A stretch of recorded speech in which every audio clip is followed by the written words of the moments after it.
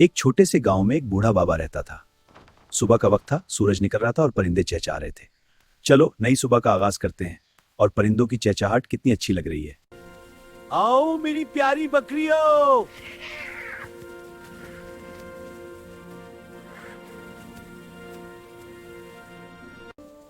चलो आहिस्ता चलो, सब्ज चरागाह हमारी मुंतजिर है।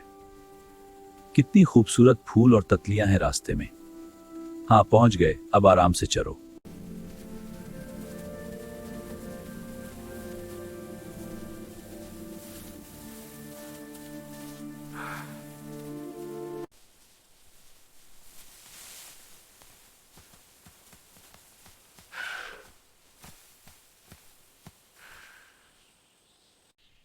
हट जाओ, दूर रहो।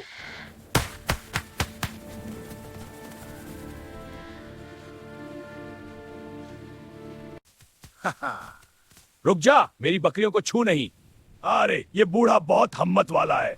हाँ भाग जा, हम सब महफूज हैं। अपनों की हिफाजत हमेशा जरूरी है।